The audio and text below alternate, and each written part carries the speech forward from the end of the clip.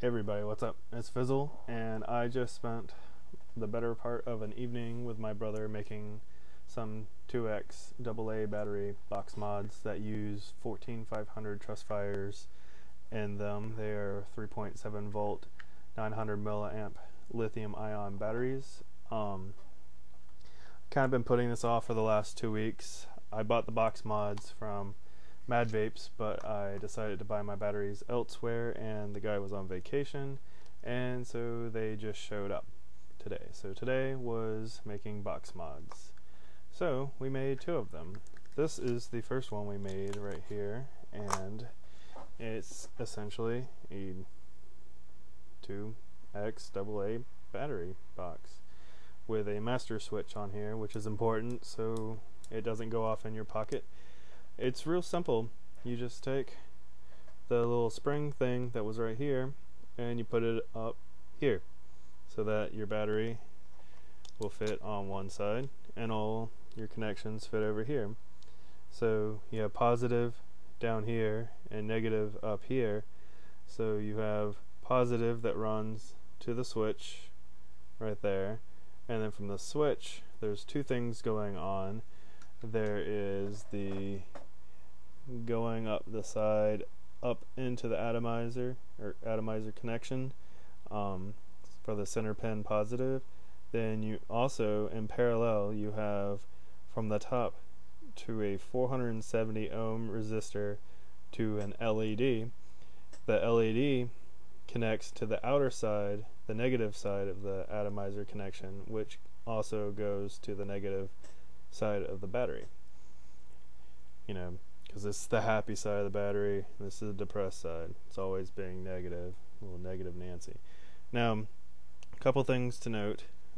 We decided to go with that slightly out of the box mod with the connector, just so that we could hold on to that if we wanted to when we screwed in and off the atomizers, so that, you know, just in case it doesn't snap off. We did have some mistakes with this one. When you put the battery door on, it doesn't close all the way. You can probably see that little gap right there. The reason why it doesn't close all the way is because on the negative side, remember it's always being negative Nancy, see that little dab on the top? If that is not lower than the bottom of this little rectangle back here, yeah, this little slider door doesn't close all the way. So this is my brother's mod. He's gonna have to figure that out, because I'm done trying to figure out soldering, because I've never soldered before today. So it's been quite an adventure. So this is my mod. My brother decided he was gonna go gung-ho and try to help me get it set up. So he decided to jam my atomizer into the top, and I don't know if you can see that, but where is it? Right there where my finger is, there's a hairline crack that goes up there, because one problem with both the boxes is that right here there was a little tab, so when the atomizer goes in, it kind of flexes it, and he just decided to brute force it. You know what my brother is good for, you know, for messing up all your stuff. You know, it's got the same setup, but I noticed on his that he had a little mess up he's gonna have to fix. So I went ahead and clipped the top of that thing that was right there, and my box closes for the most part. I did because he did flex the side out right here. When I put my top on, it you can kind of see it doesn't line up flush right there. It's a little bothersome, and there's a little problem right there, but I think it adds character. Whatever, it works. I'm happy with how it works.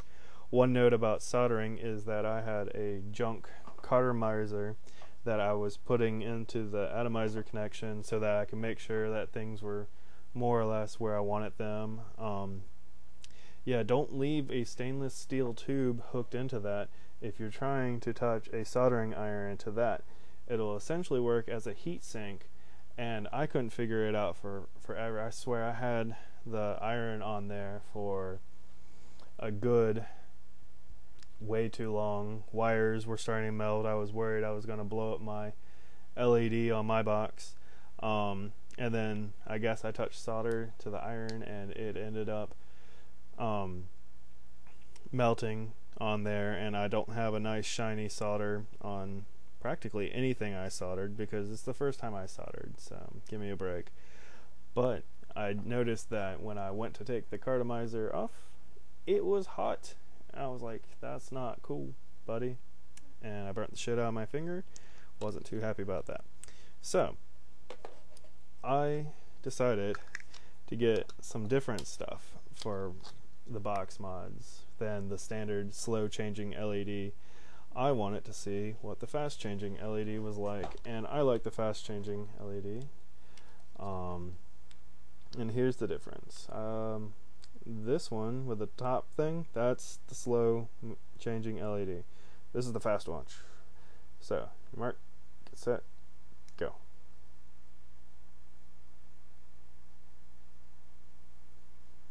Ooh, look at that rave.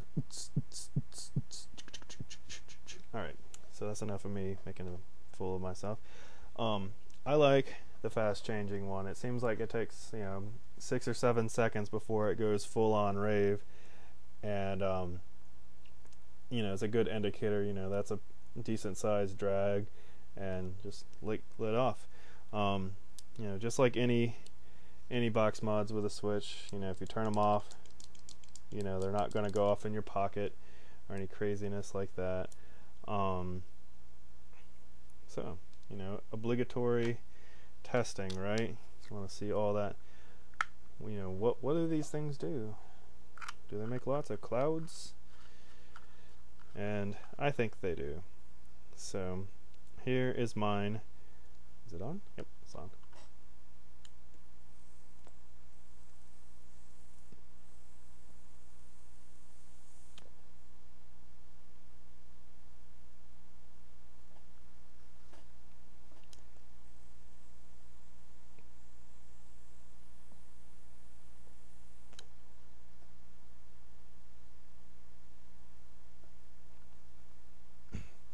So that's with a 510 adapter to 901 atomizer adapter on there.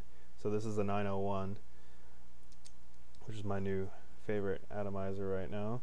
So this is the stock 510 battery. It was just charged, so let's see how this goes compared.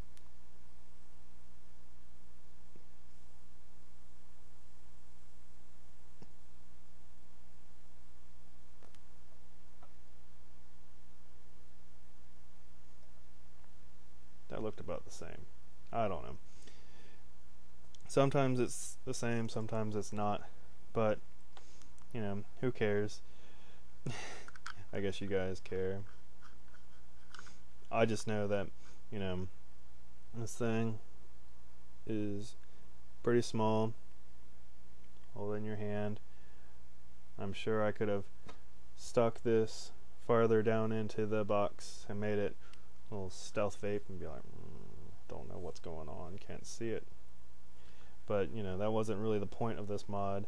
Now, one thing I noticed when I was done working on the second one, which I wish I knew, was there's a little hole in the bottom of the box, and there's a whole lot of real estate on the connector side of the box. And there would have been a couple more wires going in, but I would have probably preferred having my LED there just so I can have my own personal rave going on. But yeah, all in all, Madvapes sells the box mod. Comes with the AA box, the horn button switch, a slow changing LED, not the this is the fast changing one. The atomizer connector, it comes with wire out of it, so you don't have to worry about how am I going to connect all this up. It doesn't come with a battery or a charger, but for $7. You know, it's about what it cost if you went around and you did your Easter egg hunt. One other cool thing is they go ahead and drill 3 holes in there. They drill the button, the LED, and the atomizer connector. So it was just one less thing to have to worry about, which was really nice, considering that I have never soldered. I've never used epoxy. Elmer's glue was about it, maybe some hot glue, but man, hot glue is already dangerous enough. It usually gets all over my hands and it's blister city for a while, so the worry was that I was going to epoxy my hot soldering iron to my hand. So, you know, $7 for the box. I got from Madvapes. A little truss fire can charge just about any lithium ion battery because it's got this little slider thing in here. You know, they've got a list of stuff it'll charge. You know, that was $10, and I found batteries from another website. They were $2.70 a piece, so you could pretty much make 2 little box mods, get 2 batteries and a charger for almost as much as you can get a kit for. I guess you have to throw in some atomizers, so that's another $15, $20, but you know, if you look at the Mega Battery 510, that's $42. So I don't know, I'll do some math. I'm gonna throw some links down below. I'm super excited to see how long the battery lasts compared to the 180 milliamp hour 510 stock battery compared to the 900 milliamp truss fires. So hope you guys enjoyed, and I'll see you around.